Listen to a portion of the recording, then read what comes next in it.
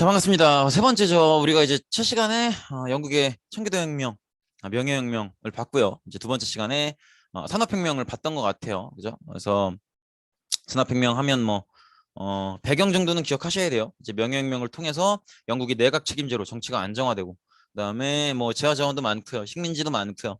그다음에 또 성공한 사업가들이 인정받는 분위기도 있고요. 뭐 이런 것도 인클로저 운동으로 노동력이 풍부해지기도 했고요. 이런 것들을 원인으로 삼아서 영국에서 산업혁명이 시작됐는데, 산업혁명 하면 뭐부터 떠올려달라 그랬어요? 일단 공장이죠, 공장. 그죠?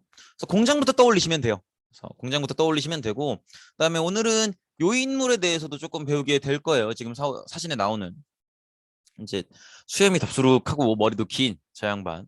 어, 사진 보면 이름을 들어본 친구들, 떠오르는 친구들도 있을 거예요. 사진을 보고 이제 이름을 떠올리는 친구들도 있지 싶은데, 어쨌든 이번 시간에 배울 인물입니다. 한번 천천히 보도록 하죠.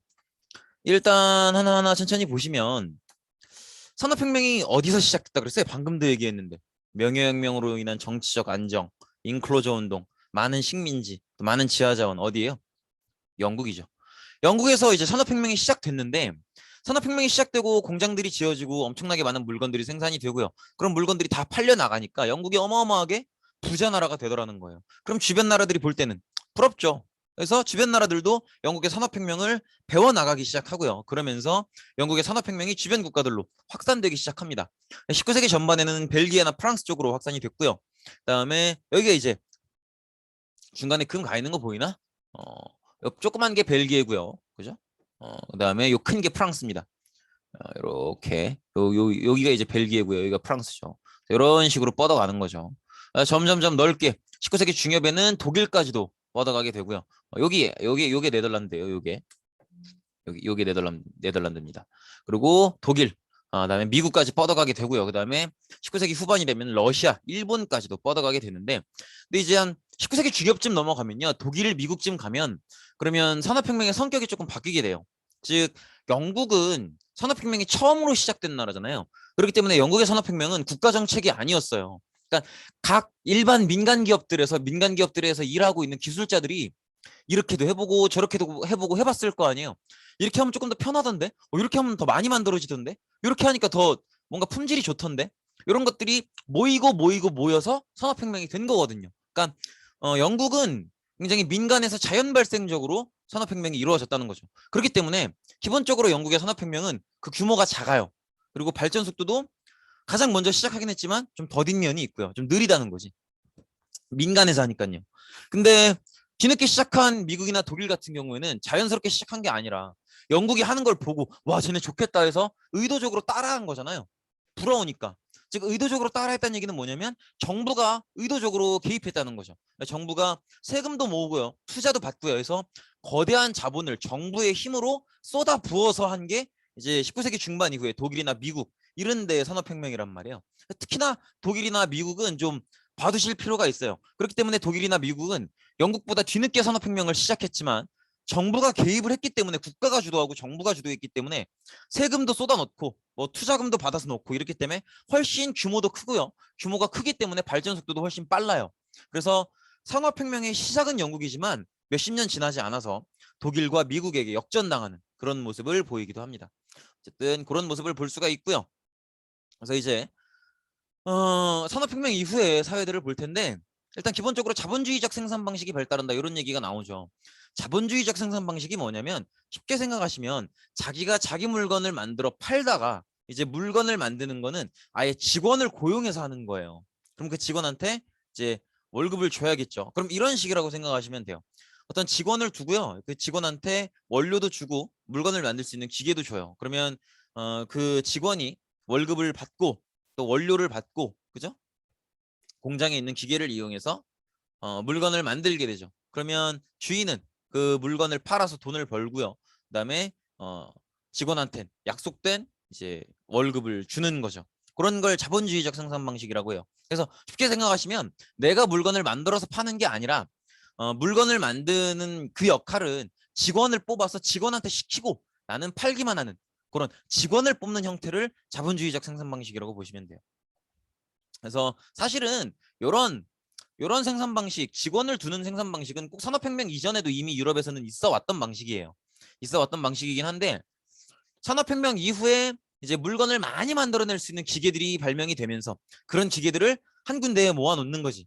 그게 뭐예요? 그게 공장인 거죠. 그래서 공장에다가 물건을 만들 수 있는 기계들을 싹 모아놓고 그 다음에 뽑은 직원들을 싹 모아놓고 거기서 물건을 막 엄청나게 만들어내는 거죠. 이걸 이제 공장제 기계공업이라고 한다는 거죠. 그래서 이 공장을 가지고 있는 산업 자본가들은 더 많은 노동자를 고용을 합니다. 더 많은 기계를 사들이고. 왜겠어요? 물건을 어떻게 해서든 더 많이 만들려고 하는 거죠. 왜? 이 만드는 족족 팔리거든. 그러면 많이 만드는 만큼 내 돈이 늘어나는 거예요. 왜냐면 이때는 시작하는 시기이기 때문에 어떤 물건을 만들든 웬만하면 다 팔려요. 그러니까 무조건 많이 만드는 데만 집중하는 거지. 이해되시겠죠? 그래서 제품을 대량으로 생산하고 유통하는 그런 공장제 기계공업 그런 시스템들이 자리를 잡고요. 그럼 이제 그 공장이 있는 도시는 그 공장에서 일을 하는 노동자들이 살겠죠. 그럼 그런 도시들이 이제 이 공장이 잘 되면 옆에 공장이 또 하나 생기고 그래서 그 도시에는 공장이 막 여러 개가 있고 이런 공업 도시가 된다는 거죠. 그럼 그렇게 공업 도시가 되면 그 도시 안에 있는 여러 개의 공장들의 그 공장 안에서 일을 하는 노동자들이 엄청 많이 살겠죠. 그럼 이제 인구도 늘어나고 이런 모습이 된다는 거죠. 그래서 전반적으로 기존의 농업 중심 사회에서 산업 중심 사회로 변화하는 쉽게 생각하시면 옛날에는 전체 인구 중에 농부가 훨씬 많았는데 이제는 공장에서 일하는 노동자가 훨씬 많은 그런 사회로 변화하고 있다는 것이 이렇게 보시면 되겠고 그러면서 굉장히 사회가 변화를 합니다. 산업혁명으로 인해서 전통적으로 자기 땅을 가지고 이제 농민들을 시켜다가 농사를 시키고 이렇게 하는 귀족이나 지주들은 약화되고요. 그럼 누가 성장하겠어요? 농업 중심 사회에서 산업 중심 사회로 넘어가고 귀족께서 산업자본가 중심으로 중심 세력이 넘어가기 시작한다는 거죠. 조금씩. 그래서 이렇게 기존에는 귀족이나 지주들이 사회의 지배층이었다면 뭐 물론 여전히 지배층이지만 새롭게 산업자본가나 은행가들이 성장을 하고 있다는 거지. 산업자본가는 알겠어. 그러면 이제 사람들이 농사 짓는 것보다는 주로 공장에 많이 가고 공장을 가지고 있는 자본가들이 성장을 하는 건 알겠어요. 은행가는 왜? 왜 은행가는 성장하는 걸까요? 산업자본가들이 개인 재산만 가지고 공장을 만들 수가 없어요. 아까 우리 그 PPT 시작할 때 커버에서 공장 사진 봤죠? 그 개인 재산으로 만들 수 있겠어요? 못 만든단 말이야. 그러니까 은행에서 돈을 빌리는 거예요. 그러면 은행가들은 산업자본가들에게 공장을 만들려고 돈을 빌려줬잖아요. 그러면 산업자본가들한테 받을 돈이 있는 거죠. 그러니까 은행가들도 같이 성장을 하는 거예요. 지금 성장하고 있는 산업자본가들한테 떵떵거릴 수 있는 게 돈을 빌려준 은행가들이니까. 이해되시겠죠? 그래서 산업자본가, 은행가 이런 새로운 세력들이 성장을 해서 조금씩 사회의 주도권을 장악해 나간다는 거죠. 근데 여기서 오해하면 안 되는 게 산업자본가나 은행가들이 새롭게 성장을 하고 있다는 거지. 그래서 귀족과 지주 세력들이 뭐 약화되고 있는 건 맞아요. 조금씩 약해지고 있지만 그렇다고 해서 완전히 나가리가 됐다는 건 아니에요. 완전히 뭐 약해졌다 이런 건 아니에요. 어쨌든 그래서 귀족과 지주 세력들은 예전만은 못하지만 여전히 지배층으로 있는 거고요. 그다음에 산업자본가, 은행가 이런 사람들이 새로운 주도층으로 떠오르고 있다. 이렇게 보시면 될 것 같아요. 그래서 이 사람들이 점점점 성장을 하면서 심지어는 선거권을 얻기도 해요. 이게 굉장히 중요한 게 선거권을 얻는다는 건 정치권, 참정권을 얻는다는 거예요. 정치에 참여할 권리를 얻는다는 건데 이게 그동안은 사실은 정치에 참여할 수 있는, 정치를 할 수 있는 권리는 그동안은 귀족한테밖에 없었거든요. 근데 산업자본가들이나 은행가들이 선거권을 얻기 시작했다는 건 이제 세상이 조금씩 바뀌고 있다는 거죠. 새롭게 산업자본가들이나 은행가들도 정치에 참여할 수 있는 그런 권리를 얻기 시작하고 있다. 이렇게 보시면 되겠죠. 그리고 점점점 이제 도시에 공장이 생기고 이 공장에서 일을 하기 위해서 많은 노동자들이 밀려오고 더구나 인클로저 운동으로 인해서 시골에서 밀려났으니까 우리 땅 주인이 이젠 농사 안 짓고 양 키울 거라 그러면서 내가 쫓겨났단 말이야. 그런 사람들이 많아요. 그럼 그런 사람들은 다 도시의 공장으로 들어가서 일을 하고 월급 받고 살게 되는 거죠. 그러다 보니까 가장 문제는 뭐예요? 도시가 수용할 수 있는 적정한 인구가 있는데 그걸 넘어서 계속 들어오는 거예요. 인구가 집중된다는 거지. 산업화가 진행되면서 공장이 있는 도시로 노동자들이 집중되고요. 그래서 이 도시가 건강하게 받아들일 수 있는 인구보다 훨씬 더 많은 숫자의 인구들이 밀려 들어오는 거예요. 그러면 당연히 노동자들이 먹고 사는 주거 환경이 안 좋아질 수밖에 없죠. 그래서 예전에는 우리 집이 막 넓은 집에 마당도 있고 이런 집에 살 수 있었다면 이제는 조금씩 집이 좁아지고 좁은 동네에 많은 사람들이 살게 되고 그래서 나오기 시작하는 게 뭐예요? 아파트예요, 원래. 아파트. 지금 우리나라는 특이하게 너무 이제 인구 집중도가 너무 심한 나라니까 아파트가 굉장히 고급스럽게 많이 발전을 해 있죠. 그런데 사실 원래 아파트라고 하는 건 그 유래 자체는 굉장히 이제 가난한 노동자들이 똑같은 넓이의 땅에서 하나의 땅에서 여러 가족들이 살기 위해서 예전 같았으면 아파트가 아니면 하나의 땅에서는 한 집밖에 못 살 거 아니에요. 근데 예를 들어서 땅덩이 한 30평이다. 그러면 예전엔 그 30평에서 가족 하나밖에 못 살았는데 이제는 층을 올려서 여러 집이 살게 하겠다는 거지. 그게 아파트예요. 그래서 노동자들이 도시로 인구가 집중되면서 이 문제를 해결하기 위해서 나온 주거 형태가 아파트라는 거지. 그런 식으로 노동자들의 주거 환경이 굉장히 열악해집니다. 이 주거 환경이 굉장히 열악해진다는 게 여러 가지 문제를 낳아요. 사람이 살면 부수적으로 나오는 것들이 되게 많죠. 일단 쓰레기 나오죠. 똥오줌 나오죠. 그다음에 물도 계속 공급이 돼야 되고 또 쓴 물은 버려야 되고 이런 부분들이 굉장히 안 좋아진다는 거죠. 특히나 하수도 시설이 굉장히 갖춰져 있질 않아요. 이게 뭐가 문제냐면은 아마 들어보셨을 거예요. 수도라는 건 이제 물이 오는 길이죠. 물이 오는 길인데 여러분들 이거 들어보셨어요? 상수도, 하수도. 상수도는 뭐냐면 내가 쓸 물, 내가 물 틀면 나오는 그 깨끗한 물이 상수도예요. 그 물이 오는 길이 상수도야. 하수도는 뭐겠어? 내가 쓰고 버린 물, 내가 오줌 싸고 똥 싸고 내린 물, 내가 씻고 내린 물, 나를 거쳐서 하수구로 흘러내려가는 물. 하수, 그죠? 내가 쓴 물이란 말이야. 내 아래로 내려가는 물. 이해되시겠죠? 그 물을 받아들이는 입구가 하수구고 그 물이 흘러가는 길이 하수도인 거지. 근데 예전에는요, 요때만 해도요, 상수도랑 하수도가 잘 구분이 안 돼 있어요. 그러니까 이게 내가 쓸 수 있는 쓰는 물인지 내가 쓰고 버릴 물인지 분간이 안 돼 있는 거예요. 자, 그러면 어떻게 해서 물이 들었겠죠? 사람들이 들어온 걸 피하잖아. 왜 피해요? 불쾌하니까 피하죠. 왜 불쾌한 감정을 느끼겠어요? 저게 위험하다는 걸 본능적으로 아는 거예요. 저 안에 뭐가 있을 거니까 병균이 있을 거거든. 근데 이런 것들이 잘 구분이 안 돼 있단 말이야.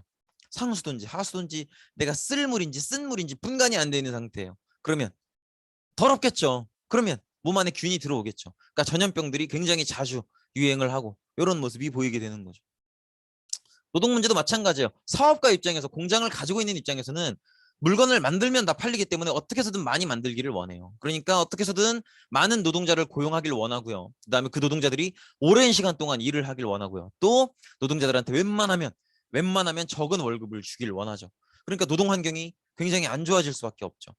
특히나 뭐 아주 좁은 공장 안에 굉장히 많은 기계를 밀어넣고 많은 인구들을 밀어넣는다든지 그러면 굉장히 좁은 공장 안에 수많은 노동자들이 있잖아요. 그럼 어떻게 되는지 알아요?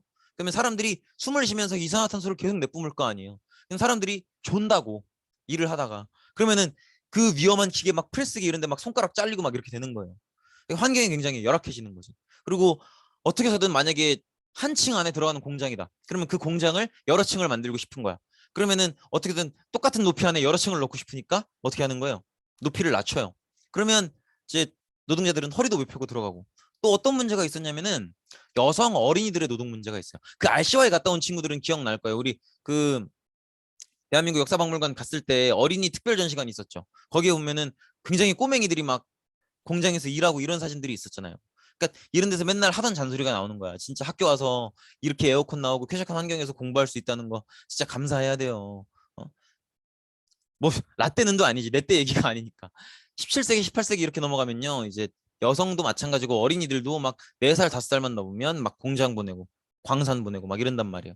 특히나 여성들도 사실은 여성의 체력이나 근력으로 소화하기 힘든 일들을 무리하게 시키기도 하고 그래서 이런 문제들이 발생하고 있다는 거죠. 그래서 이런 자본가들이 어떻게 해서든 많은 노동자를 고용하고 월급은 조금 주고 물건은 많이 만들게 하려고 하는 많이 생산하게 하려고 하는 이런 자본주의 문제점들을 해결하려고 많은 노력들이 있게 돼요.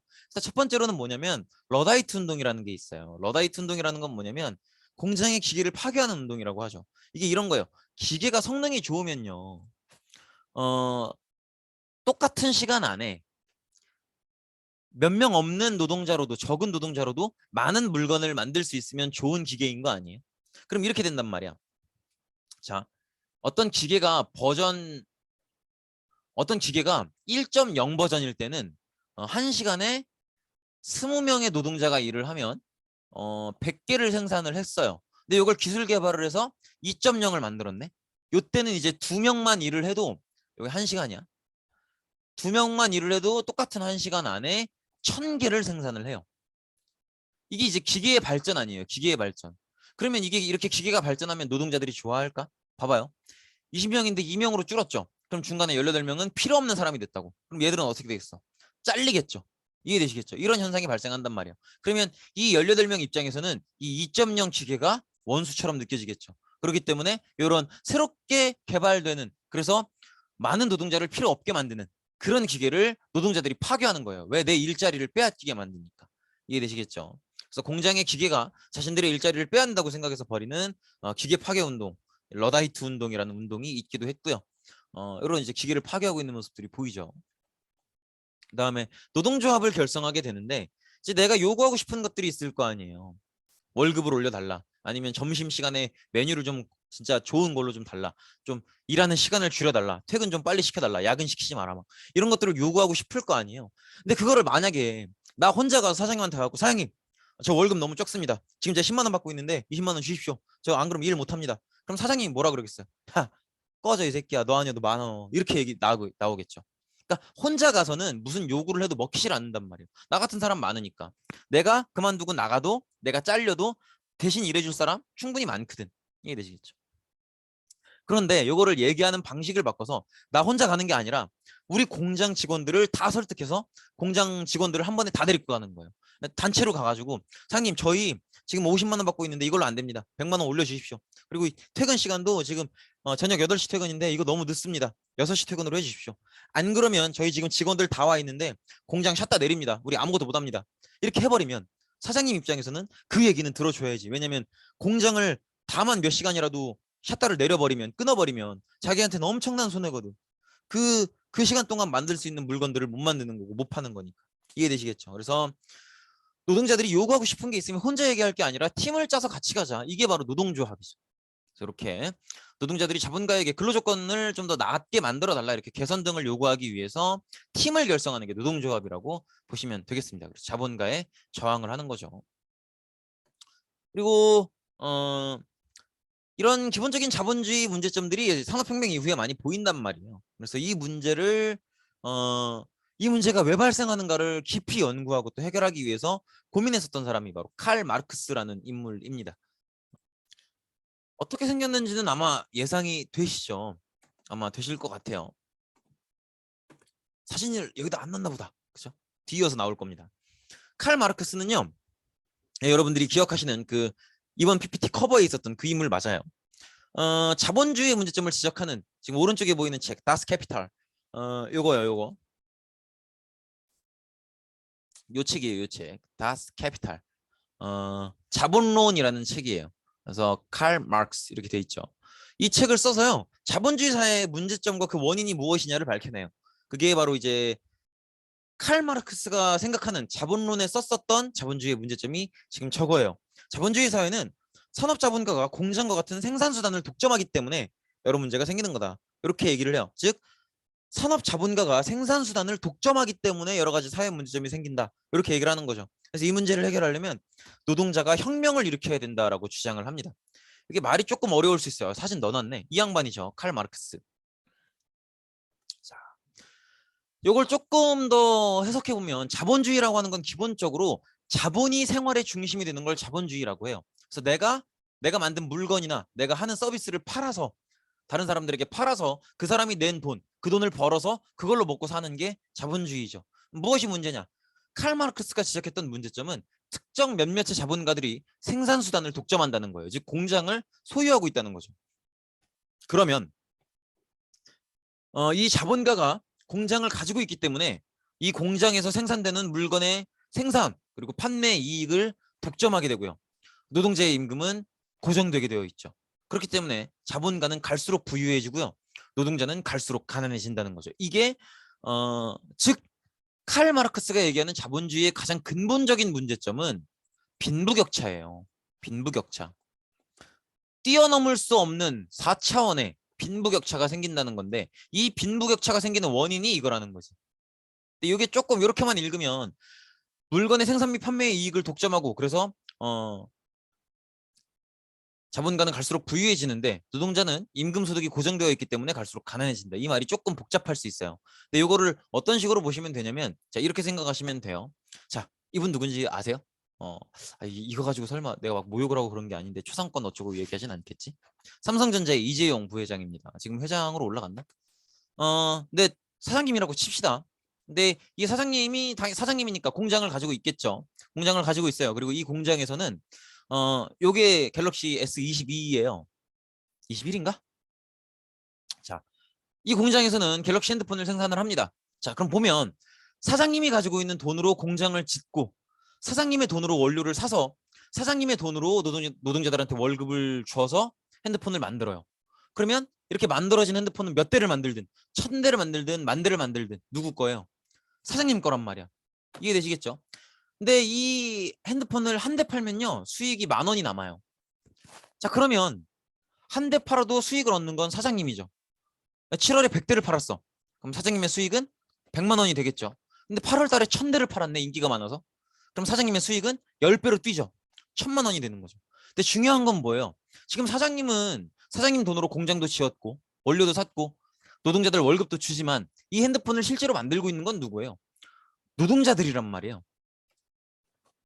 이해되시겠죠? 사장님은 사장님 돈으로 공장을 짓고 원료를 샀고 또 노동자 월급을 줘서 핸드폰을 만들기 때문에 만들어진 모든 핸드폰이 다 사장님 거예요. 그렇기 때문에 사장님이 지난달보다 10배 더 팔았으면 사장님의 수익도 10배가 늘어나는 거지.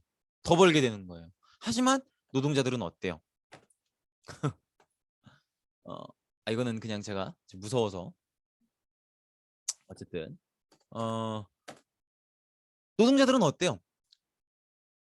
지난달에 100대 팔고 이번 달에 1000대 즉 10배 더 팔았기 때문에 남는 이익도 10배다. 이건 사실 사장님 얘기고 왜냐면 만든 핸드폰이 다 사장님 거니까. 이건 사장님의 얘기고 노동자들은 월급 받고 일하는 거잖아요. 그러니까 뭐 상여금이나 이런 게 조금 들어올 수는 있겠지만 지난달에 비해서 판매량이 10배 늘어났다 그래서 노동자들의 월급이 10배 느는 게 아니라는 거죠. 노동자들의 월급은 그대로예요. 몇 달에 뭐 몇 월에 몇 대를 팔건. 이해되시겠죠? 이게 뛰어넘을 수 없는 빈부격차를 만든다는 거지. 그래서 칼 마르크스가 얘기했던 문제점의 핵심은 바로 이거예요. 공장도 원료도 노동자들 월급도 다 사장님이 주는 거니까 만들어진 모든 물건이 다 사장님 거예요. 그렇기 때문에 사장님 거인 물건을 팔아서 돈을 버는 거기 때문에 사장님은 물건을 파는 만큼 고스란히 돈을 벌어요. 그래서 10배 더 팔았으면 10배 더 벌어. 그런데 노동자들은 정해진 월급을 받고 일을 하는 거기 때문에 뭐 일만 더 힘들지 뭐 10대를 팔든 100대를 팔든 1000대를 팔든 10배가 늘었든 몇 배가 늘었든 월급이 늘지 않는단 말이야. 그러니까 이게 극복 불가능한 빈부격차의 원인이라고 얘기를 하는 거죠. 이 문제를 해결하려면 어떻게 해야 되느냐? 생산수단이라고 하는 즉 공장을 노동자가 지배해야 된다는 거예요. 공장에서 만들어진 모든 물건을 사장님 걸로 여기기 때문에 이런 빈부격차가 발생하는 거기 때문에 이 공장이라고 하는 생산수단 이거를 사장님께 아니라 노동자들이 지배하게끔 바꿔야 된다는 거죠. 근데 그러면 사장님으로부터 공장을 뺏어오란 얘긴데 사장님이 주겠어요? 안 줄 거 아니야. 그러니까 어떻게 하라는 거예요? 그죠? 사장님한테서 혁명을 일으켜서 생산수단을 빼앗아 와서 노동자들이 생산수단을 지배해야 된다는 거지. 이제 노동자들이 생산수단을 지배하려면 혁명이 필요하다는 거죠. 이해되시겠죠? 그래서 이렇게 보시면 될 것 같아요. 그래서 칼 마르크스가 이런 주장을 필 동안 사실 칼 마르크스를 뒤에서 지원해줬던 인물이 있어요. 바로 프리드리 엥겔스라는 인물입니다. 그래서 이 두 사람이 뜻을 모아서 공산당 선언이라고 하는 책을 함께 쓰게 됩니다. 이거 잘 구분하셔야 돼요. 칼 마르크스가 혼자 썼던 게 자본주의의 문제점을 지적했던 게 자본론이고요. 공산당 선언은 그러면 이 자본주의의 문제점을 어떻게 해결해야 하는가? 혁명을 일으켜야 된다. 누가? 노동자가. 그래서 노동자들이 혁명을 일으켜서 공장이라고 하는 생산수단을 자본가들한테 빼앗아 와야 된다. 그런 혁명을 일으켜야 된다라는 내용이 담겨 있는 게 바로 공산당 선언입니다. 이렇게 보시면 되겠습니다. 그래서 이렇게 이 책에 나와 있는 내용은 지금 요거랑 비슷해요. 부르주아 즉 자본가 중심의 자본주의 사회는 반드시 붕괴할 거다. 그리고 프롤레타리아 즉 생산수단을 가지고 있지 않은 노동자가 자본가들한테 생산수단을 빼앗아 와서 생산수단을 독점하도록 공산주의 혁명을 일으켜야 된다. 이렇게 주장을 하는 거죠. 네, 고생 많으셨습니다. 요게 지금까지 본 게 바로 우리가 알고 있는 사회주의입니다. 사회주의.